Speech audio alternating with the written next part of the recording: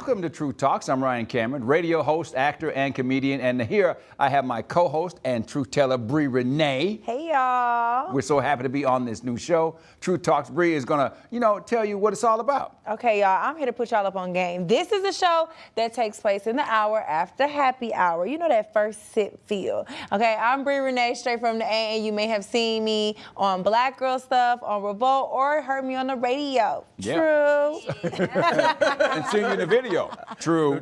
Let me introduce the rest of my panel of hosts who are all shaking up the industry. First off, the legendary Willie Moore Jr. Family, listen, just in case you didn't know, Willie Moore Jr. on a TV show. Okay. Come on, somebody.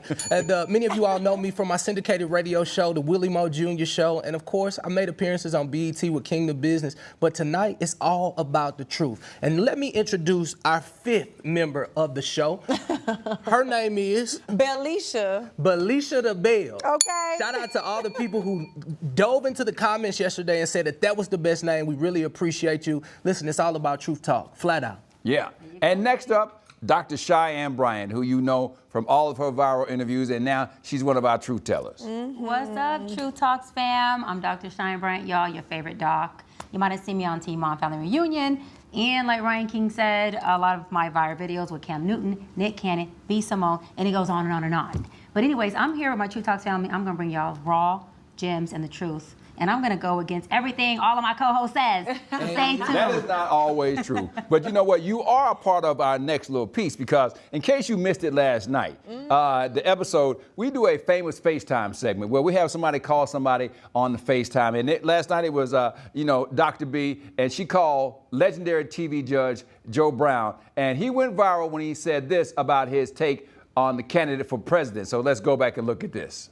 I want to ask you this, because we had a big discussion about blacks for Trump. Just tell me, what do you think it is that Trump is going to do for blacks that the blacks don't have an understanding of? We don't identify his opponent, who we think is a fake, one. Two, we are into this man thing, and the party she represents has been trying to call us toxic, and we're not buying that. And the other thing is the president is, by the way, the commander-in-chief, and we want a man for a war chief. Yeah. Got it. And economically, real quick, we got 30 seconds. Economically, what do you think he's going to do for us as black community economically?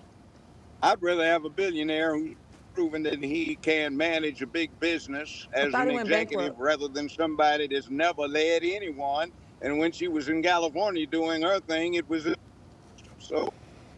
End of story. Judge. She didn't get voted in. She didn't win a primary. Right. She didn't even go through the proper caucus process. Got it. Judge. So, hey. Judge, I love you. Thank you. You're in the A. I'll see you soon in a minute. And thank you so much. I love you. Hey, I'm going to do dinner too. All right. Absolutely. Love you, JB. All right, dear. You heard it from Judge Joe Brown, y'all. That's True Talk. You heard it. Good. Yeah, and as you can see, the way that seatbelt was going across his neck, it was cutting off the circulation to his brain, and that's why some of those thoughts that were coming out that way, as he was very much concerned with going out to dinner. Okay. And so we just want to know how was dinner with that? Ryan, stop it. Stop it, Ryan. Don't start with me, Ryan King. Well, y'all were in the comments. They were going in on Judge. Oh, I'm so happy they went in the comments because as y'all can see in that clip, I couldn't even keep my composure. I'm holding the chair, rocking back and forth because I wanted to go in on him. Like, that was the most misogynistic answer I had ever heard somebody say reason why they were voting. Like, we need a woman as the war chief. First of all, we don't really want to go to war, but if we do, have you not seen Game of Thrones? Some of the best queens and people who have led revolutions have been women. Like, what makes him think that a woman can't lead us through a war? And she probably would be thinking better than a man would anyway. I was so disgusted with that. I was like, you were mad. You were heated. I was so heated. I was so mad the show was over, Ryan. I wanted to go. We needed a segment just for that. Brii, y'all got on me about Phil, Dr. Phil, and then he came right at the end, and I said, listen, it just proves my point. Trumpers are Trumpers. Yeah. No matter what. You right. Let's just move on, man. All right, it's time for our very first story, so let's get into it. Yeah, speaking of Trump, Puerto Rican superstar Bad Bunny, he showed his support for Kamala Harris to his more than 45 million Instagram followers, moments after a speaker made an offensive joke at Donald Trump's New York rally, sparking outrage. Let's take a look. You know, there's a lot going on. Like, I don't know if you guys know this, but there's literally a floating island of garbage in the middle of the ocean right now. Yeah. I think it's called Puerto Rico. Okay. All right. Listen, that wasn't humorous and that wasn't comedy. That was straight sick and straight racism, period. Yeah. Point blank, Distasteful. period, okay?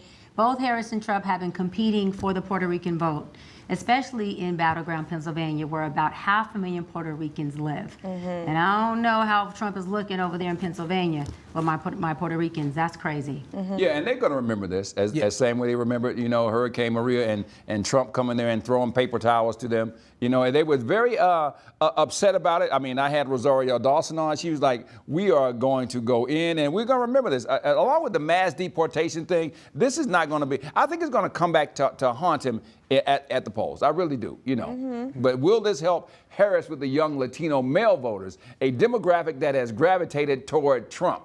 Yeah, like you said, Ryan, I think they definitely are going to remember not only the paper towels, but now you have people up here. And even though Trump didn't say it, you have someone who's representing you in your campaign speaking like that. So they definitely going to remember going to the poll. As a black and brown person, right. I feel like they're our allies. So I'm going to remember going to the poll. Because if you feel like that about brown people, you definitely feel like that about black people. Well, let me tell you something. You're a beautiful black woman. Right, I keep telling people, Trumpers are Trumpers, and they're going to be Trumpers no matter what. Right. But Puerto Rican people, I want to tell you, you are a strong nation. The one thing that I hate about the word disrespect is many people don't know what respect means. Respect means to back look. Back look spec, right? So you back look. He disrespected, and that means he didn't look back at the history of this amazing country. You have produced some amazing people like Jennifer Lopez, what's my boy, Ricky Martin, and the rest of them. And I just left there like at the beginning of the year, and I was able to download so much. So I'm so sorry, but you got to make a strong choice, okay? Yeah. And I believe that you're going to make that right choice, especially my men out there, all right? Moving on to sports, Shaquille O'Neal is facing backlash for making inappropriate comments about WNBA star Angel Reese, her little short shorts, on a podcast, Unapologetically Angel. And he's getting some backlash for it. Yeah, let's take a look, Willie. Well, to add more fuel to the fire, Shaq discussed imagining the Chicago Sky forward dunking a basketball in a pair of those little bitty short shorts. And Reese appeared to roll her eyes. She laughed uncomfortably, and she was like, "Oh my God, okay." Like she was trying to calm him down, but he kept going. It's like he couldn't read the room. Yeah, but do you think that Shaq was being a creep and sexualizing Angel Reese? I mean, I know Shaq. And I know he's a harmless guy. He's a jokester, and I didn't take it like that. I really didn't. I mean, after I kept watching the comments, which of course is where everybody goes to drop their hate bombs. I was like, if you know the individual and you know how they're trying, he's just trying to do something that's gonna, first of all, help the league. And I definitely don't think he was looking at Angel Reese in a sexual manner. And this is the thing, y'all know that I know Shaq really, really well. We're extremely close. And Shaq is very strategic. First of all, he is the one that fully supported and damn near got Angel Reese her Reebok contract, okay? Second of all, he's strategic. And so I know him, he was saying that in a way to try to get her podcast to really go viral and get a lot of attention to it. And obviously it worked. So big dog, good job, it worked, Shaq, and you did what you were supposed to do. Now, people are going to take it weird and take it that it's sexist, and it probably was, but I know he's strategic and I know how he does. He supports me in ways that people would think is weird, but it works. Shaq always saying something weird. I definitely think it was weird. And if you ever been a beautiful woman, you get hit on a lot. I think and I know she felt the same way, because you try to be like, okay, you try to do that. I'm not being rude, but I'm trying to move past it, so move past it. That she took it the same way. But I do feel like Angel Reese herself definitely over-sexualizes herself a lot, because every time we see her booty out. So maybe put some clothes on and maybe he won't be doing all that. But we got to move on. Let's move on to the Cowboys cornerback Trayvon Diggs, who had a heated exchange outside the locker room with reporter Mike Leslie in Dallas. Listen, following the Cowboys' 30-24 loss to the 49ers, and I'm going to say loss again because I'm an Eagles fan. Diggs gave Leslie all the smoke for posting on X. What is Trayvon Diggs doing on this play? Well, you know, first of all, we play the Cowboys on Sunday, my Atlanta Falcons, and they will continue to lose. So he will have something else to talk about after they come in here and understand what's going to go down in the bench. You know what I'm saying? You better give him a bell. And as a public address announcer, it's going to be third down for the Cowboys a lot, and we're going to do what we do. So the reporter, he asked Diggs to talk about it more, to which Diggs replied, "These nuts. Talk about these nuts." Now, who's in the wrong here, Diggs or the reporter? So, you know, this is my thing. I feel like as a professional, and that's what they're supposed to be, he's supposed to not come at the reporter like that. But as an athlete and as a human, I feel like, shoot, he's off of a loss.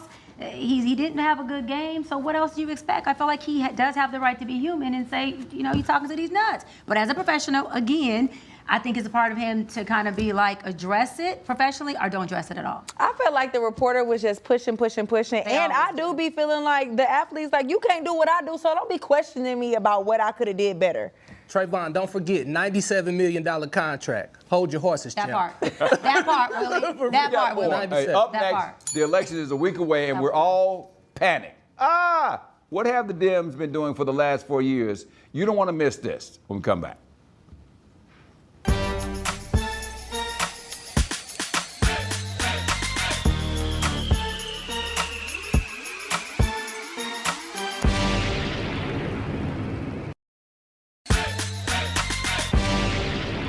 Welcome back to True Talks, the show where no topic is left untouched. So let's start with the latest on next week's historic election. Family, we are in the home stretch.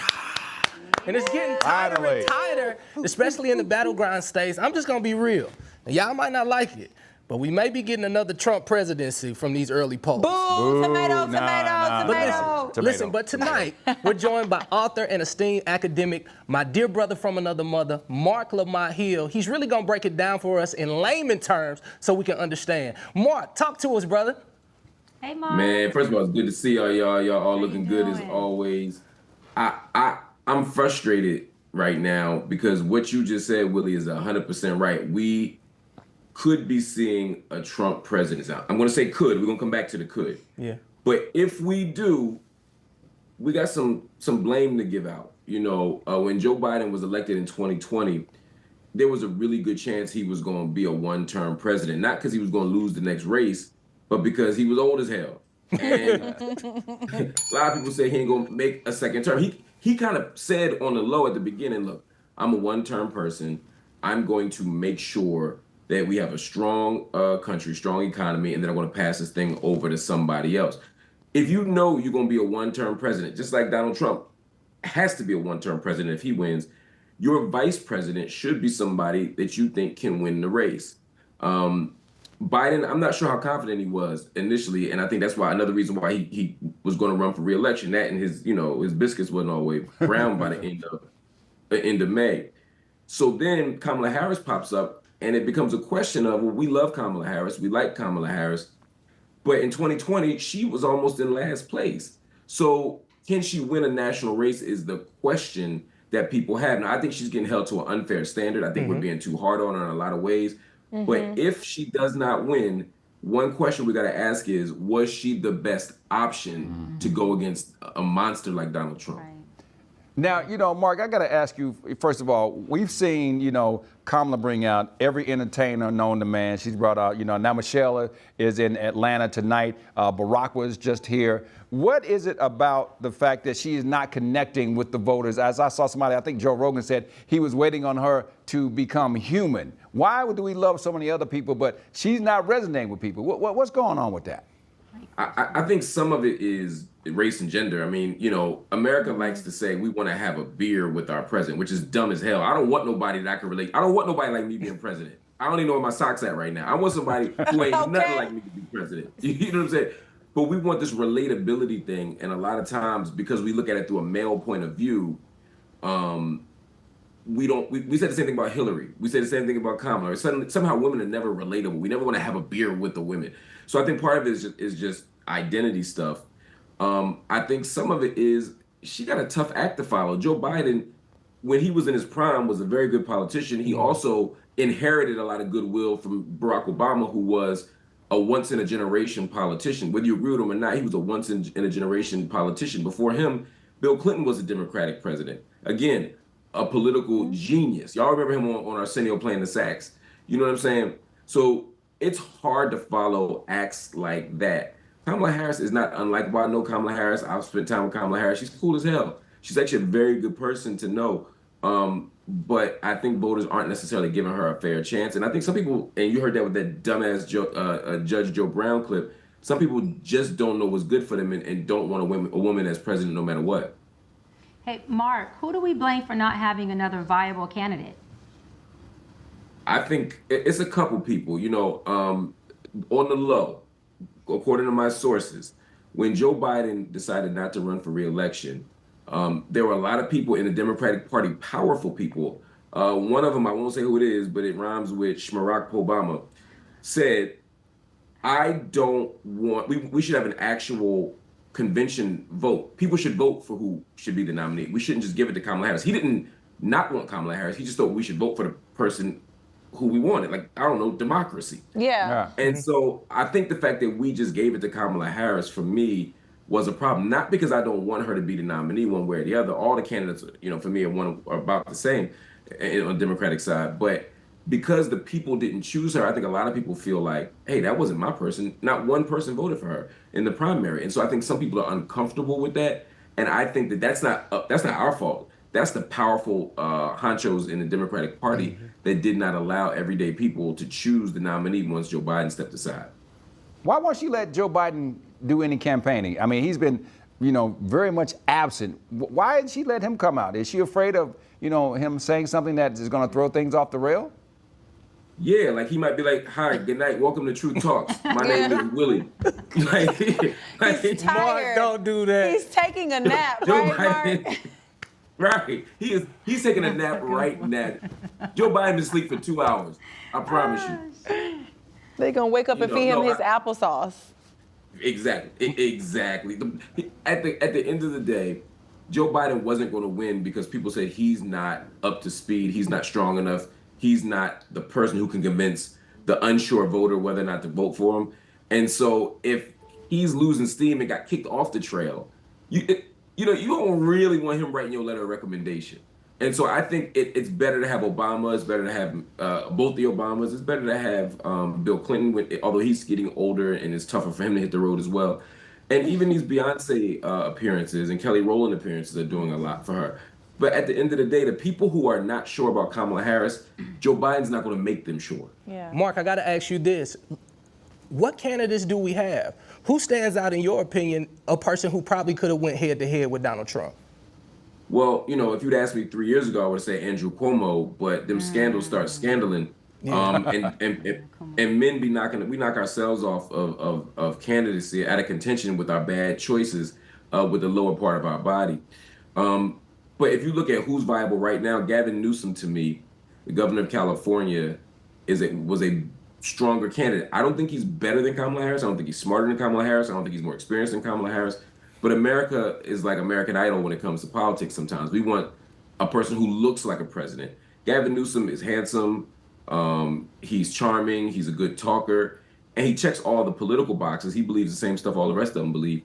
So Gavin Newsom, I think, could do much better on the campaign trail because black people are going to fall in line regardless.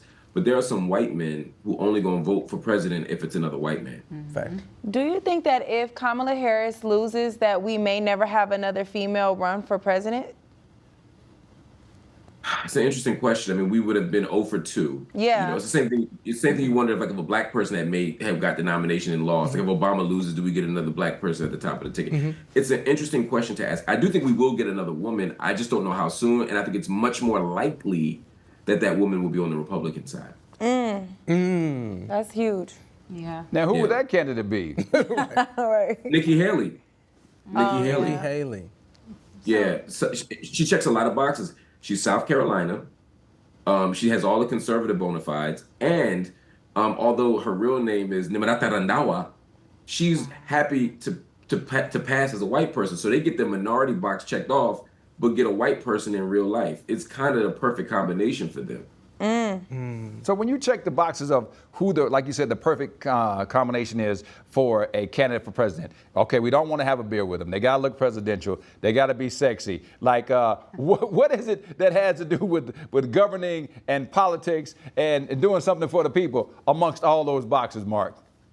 Bro, the last president we elected before Biden was a reality TV star, fake billionaire, whose biggest claim to fame was probably getting body slammed at WrestleMania. I mean, we clearly don't care about the things we should care about. We should be asking questions like, who will fix our roads? Who will fix our national infrastructure? Who will repair our economy? Who will build the education system? Who will keep us safe? But we don't ask those questions, not primarily. The first thing we ask is, do I like him? Right. Do I like her? We're not dating. Right. We should be picking the person who can do the best job. Do you think that's by design, or don't you think that might be on purpose? Because as a millennial, I feel like we all have felt like, well, they just are they're distracting us. They put these people out here, like you said, and try to make us like them so that we can get distracted from the policies that really affect us. Yeah, I mean, the biggest distraction is not having you realize that they're kind of the same. Democrats and Republicans are different wings of the same bird. I'm not saying that there's no differences, but a lot of the differences we play up to as part of the drama of the election. We're in a celebrity culture. We're in a celebrity society. We love people if we've seen them on TV before. So part of it is politics, but part of it is the bigger issue in America in general, which is everything is a spectacle. Everything is about celeb life. So even the politicians we want them to look not like a politician. We want them to look like an actor playing a politician. I mean, there's some. I mean, look at who wins. You know, look at who's marketable. Look at what we're drawn to. Look at the issues we debate and discuss. A lot of it is that, and it is by design, because if we're distracted and aren't picking the people that could actually change this world for the better, then the powerful stay in power, whether they're Democrats or Republicans. So what if the Democrats lose? I mean, who is the next candidate? What do you think about somebody like our senator from Georgia, like Jon Ossoff? What do you think about him? I don't see it. I don't see. I don't see Jon Ossoff being in the mix. I think that I think when it comes to, and Obama's an exception, you know, but when it comes to Democrats, a lot of times, you know, they want something different, you know. I think now they want to say who's the proven leader. So they prefer to have a governor rather than a senator. They want somebody who's actually run a state, an executive. So I think Josh Shapiro in Pennsylvania could be somebody. I think Tim Walz, the current VP nominee, could be somebody. I think Gavin Newsom, governor of California. I think it's much more likely that you're going to see a governor get the nomination than you will see a senator. And Georgia is an interesting state. And look, it's not impossible. But the last time we had somebody from Georgia get the nomination was 1976 with Jimmy Carter.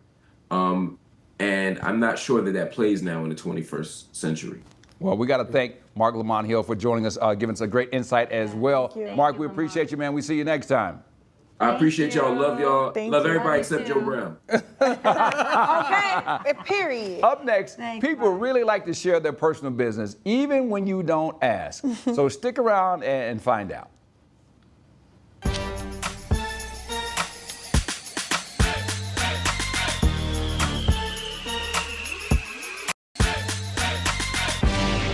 We are back on True Talks tonight, and we're getting into this business of celebrity oversharing. Now, Shannon Sharpe and his infamous Getting Busy live IG, of course, went viral. Okay, so Come on, Shannon. had a lot of comments about that, about Michelle. Made T-shirts of that. Lord have mercy, y'all leave old Shannon alone. I think Shannon defending himself only made it worse from all these social media allegations myself. To be honest. I think he was defending himself against, you know, them saying he might not be straight. But we're two straight men here. Do you feel like you should go to certain lengths to establish your straightness? Never. I think, yeah, with all the stuff that he's been going through, I think because obviously if there's smoke, there's fire. And obviously somebody, his team or somebody's in his ear and say, we need to do something about this. So, I mean, we go on IG Live before every show. It take a lot to go on IG Live. You don't just throw your phone on the bed. Whoa, Michelle. Come on now. You're right. You're right. Let me ask y'all this, though. How much of oversharing on social media is about power and needing to control the narrative? I think that can be true, but if you live by the applause, you're going to die by the applause. Right. So here go the thing. With Shannon Sharpe, I'll be honest with you. So me, I'm a heterosexual male. I'm going to be honest with you. I think if God made anything better than a woman, he kept it for himself. Come on, somebody. But what I'm learning now is that, like, you are so overshadowed by the things that you think that you deem important. Like, at the end of the day, these people going to forget in 2 minutes. Yeah. At the end of the day, they only got like 2 minutes and then they're on to the next thing. So I'm not going to waste my time trying to show you who I am. The people who know me know me. And I think a lot of times celebrities take on that pressure. Here's the thing. I took on that pressure too, wanting to be something, wanting everybody to know. But as soon as you do something wrong and you fall down, whole world against you. You know what I decided to do? Say, forget them people. I'm going to be myself. And I think Shannon has to take that same approach. And people on IG, they don't care what you're doing. They care what you're doing. Right. Right. I love But the fact is like Shannon Sharpe, like he's made a very big brand for himself. His show has done numbers. I don't feel like any of us care whether you're straight or not. You know what I mean? I don't think that's part of his brand. I don't know about other women, but we're not looking at you like, ooh, I'm watching Shannon Sharpe because he look good. We're not watching. So that's why I was going to ask you that. We're for not both of y'all, watching. do y'all find Shannon attractive? Well, I think personally, whether he's gay or straight, no one's privy to that. I think whatever he does behind doors, he should do it and be okay with it. I know he brought his Do stylist. you find Shannon Sharpe attractive? I don't think it's attractive. I think he's feminine for a man, but I do think that whatever way he goes, I What think makes no him one's privy feminine to to you? that. It's something about that je ne sais quoi. Okay, let's watch this video then. And we come back. Maybe We got a video. Check this out. Purse. I'm very disappointed in myself, not for the act. I think there are millions and billions of people of consenting age that engage in activities, but to have your most intimate detail on the audio to be heard, I'm disappointed in myself. Nothing on the internet is real. Come on, And man. this is what I do have to say. Y'all know that he brought his stylist, right? Who I think is amazing. And I know his about stylist is gay, but he's amazing. I'm all for it. He brought him to a basketball game courtside at least 4 or 5 times. And not until people start calling Shannon gay did he stop bringing him. And then the tape came out of Michelle. Absolutely. And you the man.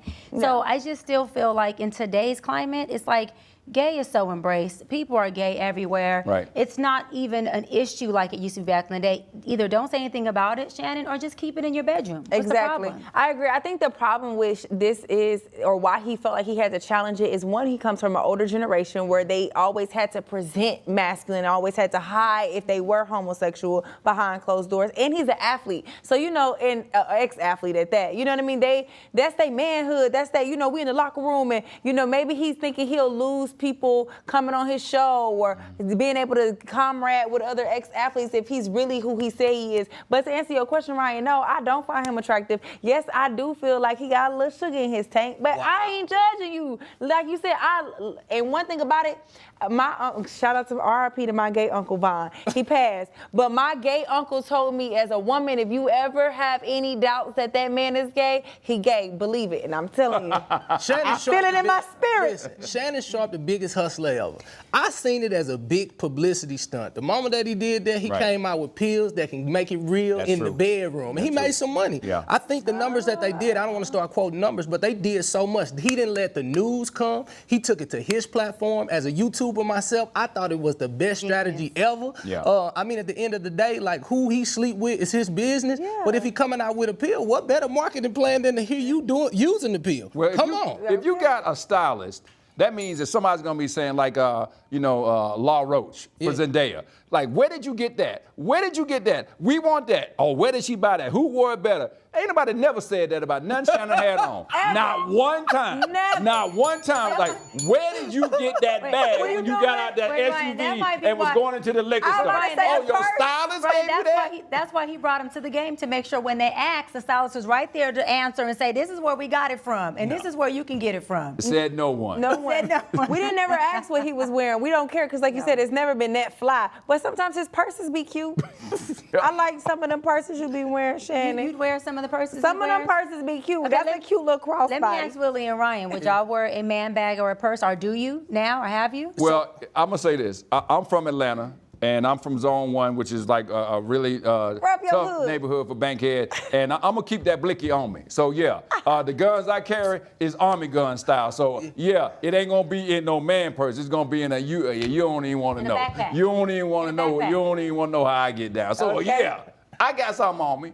But is it As in a we purse? speak. Is it in a purse? No, it's got a holster in it. It's built. It's on Amazon. You can Google it. So it's not a purse? No. No, I wearing got a my little purse, Gucci Willie? situation. Funny story. My daughter, because I used to wear that thing until I started put it in my. I put it in my phone. Now I got everything. She was like, "Daddy, that's your purse." I was like, "No, baby. This is a man bag." She's like, "No, it's okay, Daddy. Mommy purse. Daddy got a purse." Oh my God. But yeah, I used to carry my bag because I don't carry security and I'm always in the neighborhood. So I keep my smoke pole right in there with me, and it's good. It's a little Gucci situation. I stopped carrying it now because I lose everything. But yeah, I'll wear it. But I didn't like the orange one though. It had to be like neutral was too colors. much. Like you got to have like a black or a brown. Yeah, it was Like, I wouldn't do that. one more than too much. It was too satchel. much. Yeah, it's just a little I couldn't go on a date with a man carrying a purse. I have. I've been on a date with a man carrying It's a a purse. purse. I have, but It's I a wouldn't. purse. I have, It's but a I man wouldn't. I couldn't do purse. it again. Okay, I'm let's good. talk about again about the oversharing. Do y'all feel like you've ever posted something on social media that you come back and regret it? Absolutely. Yes. What happened with you? I overshare. Do you watch my stories?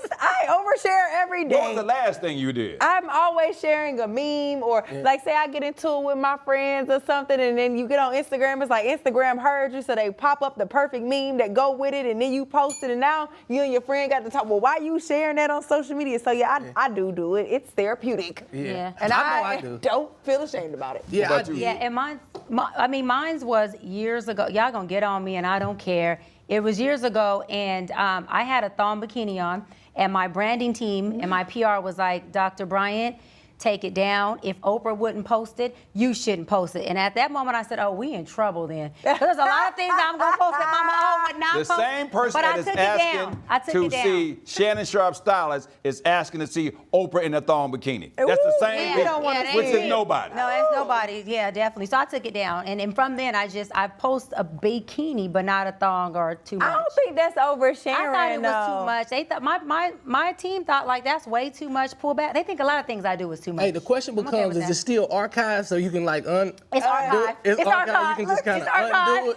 Week 63, guys are on their way.com. It's I don't think that constitutes as oversharing, though. Really? No. What does? Oversharing is like when you talk about something private, like that's a normal behind closed doors conversation. Like me and my friend getting into it, and I post about what we going through. Like something that if you got somebody's number and y'all Right. getting into it and on social media, that's oversharing because we could have called each other and had that conversation. I think Posting oversharing- sexy is just thirst For trap. me, is I took it off on the first. social media post where unfortunately somebody is about to transition and they are in the hospital and they holding grandma's hand and it's like, to me it's like, that is one of the most private matters ever. I don't understand why the first thing you got to do is like, and then you post it and be like, please don't bombard me with the comments. Just pray for me, cousin, Definitely, please. yeah. Oh, what is going on? Like, it's way too much. If you start doing all that, then the stuff that you post, you're going to get the reaction. But don't be mad when people are reacting to like, what's going on? And you know what else, Ryan, I think is completely oversharing? When parents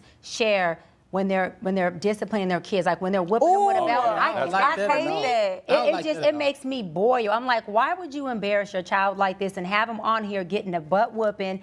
That is just, it's too far. Private Too matters. far. Yeah, both of those are and private it's traumatizing matters. to the child. Like that's secondary trauma to me. 'Cause Yeah. I'm watching it and I'm like, I'm triggered by just watching the beating. Absolutely. It's too And much. then oversharing when you in that delivery room too. I just seen too much going on. I was like, bro, that's your baby. You keep that to yourself. I don't want to see your wife with her nose spread out like this right here.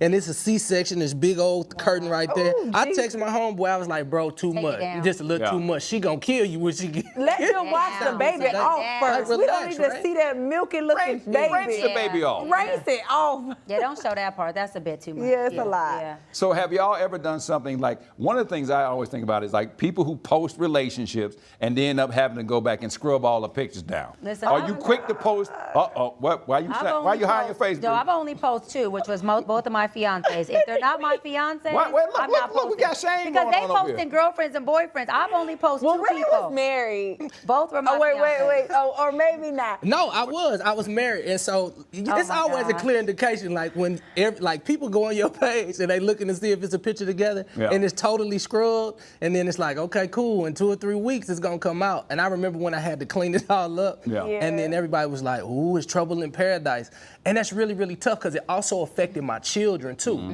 because it's like when you're going through that and you're such a public couple, everybody's looking, and then my children had to go to school, and then she's on social media like really airing out all the business. It was hella embarrassing. But I put my chin up, chest out, and it's still kind of embarrassing when you go into this prestigious school and everybody kind of know your business, and like the children are terrible when it comes to that. Like I hated the turmoil and the craziness that my children had to overcome. They've been resilient, but that's just really, really tough because it was so public. The kids be like, your daddy unfollowed your mama.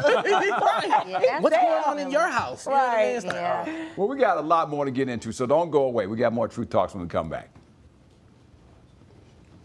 Like, you know your daddy unfollowed your mama? Well, mama was going crazy on your daddy last night on social media.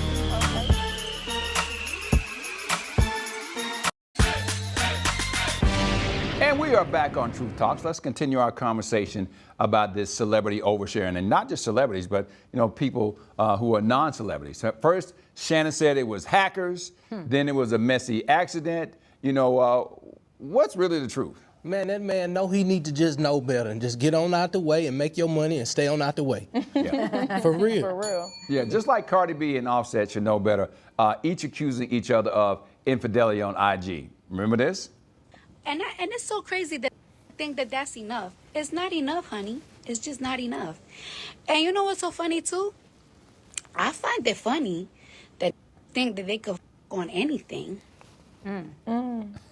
Yeah, what about all that drama that played out on social media with Safari and Erica Mena from Love and Hip Hop? I don't know if y'all saw that. She was climbing over fences and begging for child support payments. It got messy. Yeah, and then Safari, right, had the nerve to post a jaw-dropping media of Erica attacking him in front of their children. Yeah. Seriously?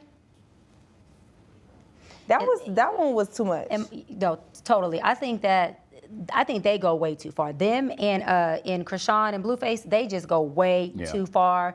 I just feel like once you have kids, this social media needs to be definitely boundaries implemented, and y'all need to be able to have awareness of what you're posting. I don't care if your kids are infants. At some point, they grow up, and they're going to be witness to what you're posting. Yeah, and Erica Mena and Safari have been going at it for way too long. It's abusive. It's toxic. It's dysfunctional. It's time for them to just split, co-parent, or don't co-parent. Just get away from each other. As a millennial, I ain't gonna lie, I do be here for a little oversharing sometimes. Like, I think it can be therapeutic, like I said, and also, sometimes you do want people to know how you genuinely feel, because like y'all said, they always gonna make their assumptions anyway. They gonna comment, they gonna say what they gonna come up with their own narrative. So sometimes you wanna set the record straight and let you know from the horse's mouth what's really up. But you want people to know how you feel on social media? Sometimes, not with your therapist, not with your friends, not with your family. You do be told them, but y'all on gonna social ride media? Your therapist and your friends gonna ride with you anyway. Your therapist ain't supposed to ride with you, Brii. Brii, give me your hand. No. Listen, 80% of the people don't care. Right. The other 20%, they glad it's you. Yeah. All right? So I'm divorced, and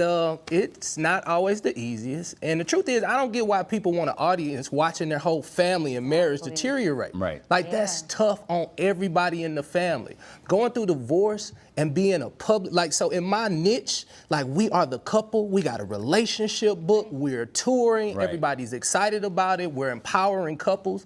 2020, the pandemic hits, you're stuck at home, and you realize that there's some real big differences in opinions and thought processes. The hardest part is I'm a guy who had never met anybody in my biological family. And then in 2020, you meet everybody. So it was almost like a Voltron lock. I realized that I didn't have to, be somebody's doormat anymore, and I decided to file for divorce. Wow. Right. Now, that is something that is hard privately. Before, to be all over the blogs, all over the people just talking, it was really, really tough. And then looking at my children, which was my main concern, to see what they had to go through at school, and then just the embarrassment that we did for the kingdom. Yeah. So if you're out here and you're preaching one message, and then the truth is you're trying to live up to something that's not necessarily all the way true, and then you finally take that mask off. I mean, my money even dropped because, of course, I'm out speaking every single week, doing what I'm supposed to do.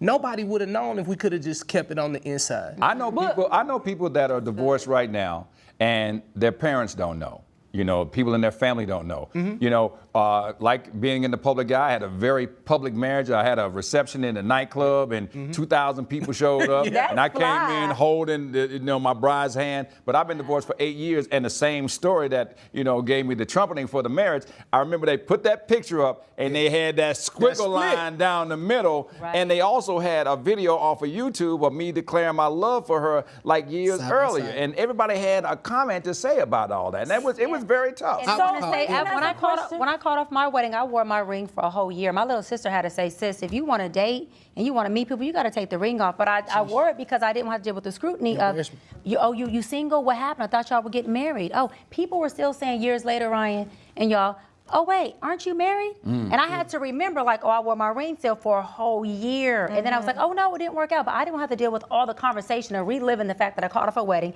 I'm processing a broken heart, and I'm trying to get through this. And every time you ask me, I'm reliving the fact that I just left a whole situation. So y'all never wanted to just come out and make a statement and let it be done? No, Because I feel like I did make a statement. That's what I'm saying. So I made a statement, and of course I did it politically correct.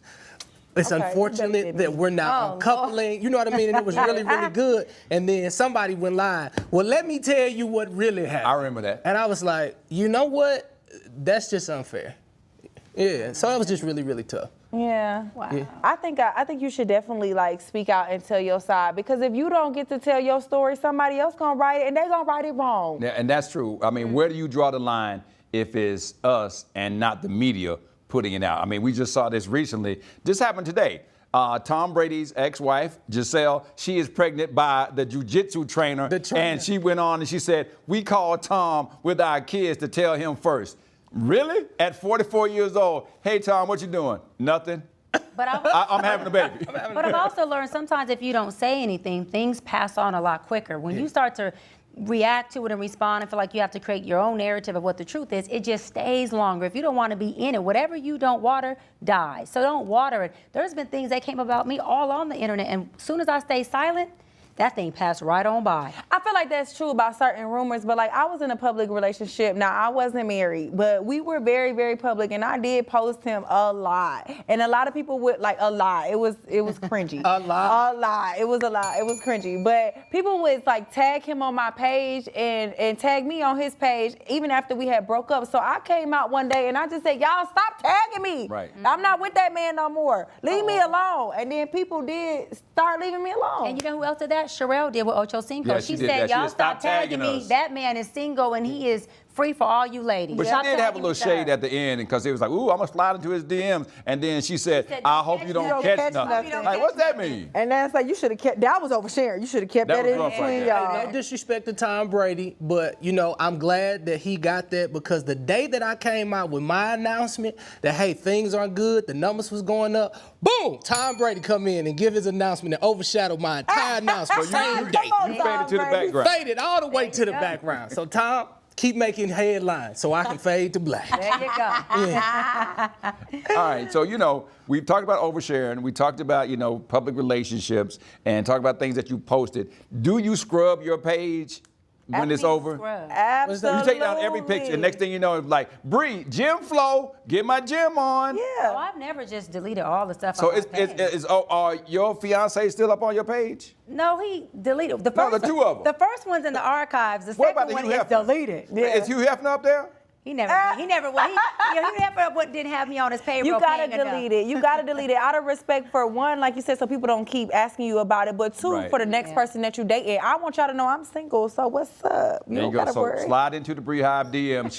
She's single and ready to mingle. All right, and that's what it is. Up next, we're about to call somebody famous. You don't want to miss this when we come back. Yes. Slide in your DM. You trying to catch on the True Talk. I'm not ready to mingle.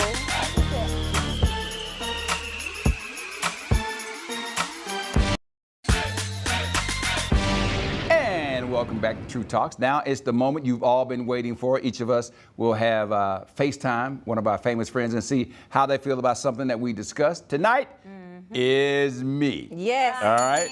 Okay. All Let's right. go, Ryan King. Let's go, I Ryan don't know. King. So, Ryan, who you calling? how do I do this? I go on and then I go to my Swipe up. Okay, swipe Go to up. your And phone. go on my phone and then let me see. Now we all gotta right, teach let me Ryan see. how to FaceTime. Yeah, I'm just saying, you know. Man, OG Tricky Iceberg. I'm It's just called you know, FaceTime. Do y'all Smart have track. is my phone coming up on? Ryan, I'm on your business though. I don't see who you calling. Who is Who he you calling? calling? I hear it. Oh, I can see it. On It's my dialing. Why isn't it's not coming up there? Oh. There I am. You're calling Hey! Bone Crusher. club and What's they happening, think I'm man? Hey, what's going on, family? Nice Hey, I'm teeth, good. champ. How you feeling? Hey, we got the legendary Bone Crusher, one of the greatest up? to ever do it, man. BC, man, talk about oversharing. We talked about it tonight on the show with social media. What are your thoughts on oversharing and putting too much stuff out there as a celebrity? That's for me. It's a no-no. I don't do it.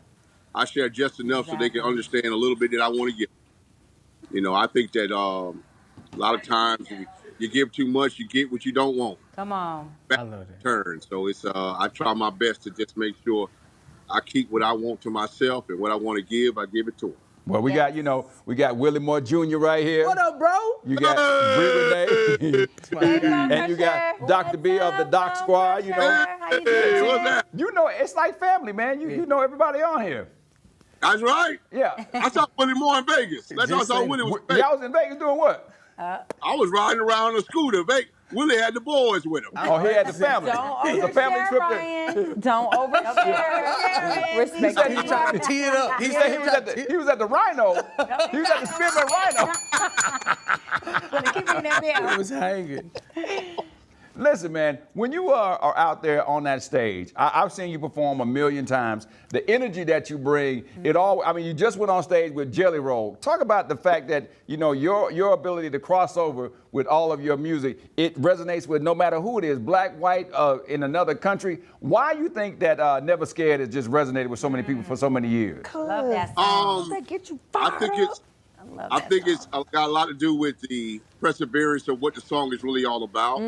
It's about never quitting, never giving up, always keeping yourself going forward, letting people know that when it comes to whatever you want to do in life, you got to do it. You ain't never scared. So time when I wrote the record, I was in a very weird space. So I had to either do what I wasn't supposed to do or do the right thing. And I did the right thing. And I think that's what people feel from it. Yeah. Plus, you know, a lot of things about it, though, Ryan. I think it's a lot to do with me because I'm great, fantastic, and outstanding. Yeah. Wait, Ryan, it is because every time I sing or hear that, it bring out my inner Bone Crusher. Like, I just feel like you. Like, you put yourself in that track. Yeah. Now, right. it is true. Now, we know the calmer, laid-back Bone Crusher, but can you talk about this rumor that they said you were somewhere on the trip and you got out of the car and you pulled a tree out of the ground? What? Yeah, I mean, that's true. I did that. Me and Banner was riding, and I got a phone call about my ex-wife told me that the baby that we were having wasn't going to make it. So I guess that's my reaction to it. And I got out the car, I told him to pull over. I got out and, I pulled the tree out the ground. Sorry to hear that, Wow, by the you know, way. man. Sorry to hear that. You know, we talk so much, man. I mean, we share memes and we joke and laugh all the time. And somebody asked me this again today. They said, why is it whenever somebody performs Never Scared, it's always their verse and Bone Crusher is available, but he's not out there on the stage? What's going on with the remix, man? Hey, man, my thing is, man, I don't know why that's happening. I'm usually not in Atlanta. That might be one of the main reasons. And the other reason is that, every once in a while, man, you got to let people know that you're part of something great. So those two guys, as we know, they are on the record, so they perform the record the way they like to. I appreciate it because it keeps it out there and it keeps people understanding that life is about greatness and getting to the energy. Yeah. But me and you, Ryan, we talk about it all the time. Man. But it's for me, man. I just think that God bless them for keeping the record out there. For me, man, I appreciate all the love, and that's what it always will be and what it always will be forever. no matter what the cost is. Well, I mean, before we get out of here, I wanted to ask you two things. First of all, have you voted early? Have you made up your decision on who you're going to cast your vote for? And secondly, can you talk about the new project? Because you got some new music that people need to know about. Yeah, I haven't voted yet. I'm actually voting tomorrow. That's crazy you asked me that. I always early vote every election. That's locally and federally. But I'm voting for Kamala. You know, I'm voting for the. That's right, black man. Yeah. I ain't voting for Trump. Knew he If I was got to smart. choose between her and him, I'm gonna choose her. Right. But what was that second question you asked me? What about the music, man? Plug the music. Oh yeah, music. Man, come on. Yeah, the music, the energy, the power, the essence of life. Yes, I'm going to. I got a new single coming out called Locomotion, produced by Avery Johnson, who produced Never Scared.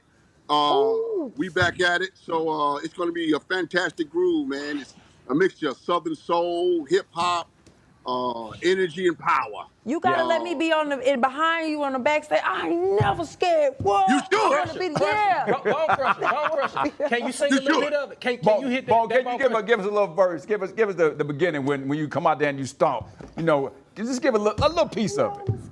Of what? Which I'm part? never scared, man. This is when you first come out. Attention! Y'all give it up for Bone Crusher. Yeah, man.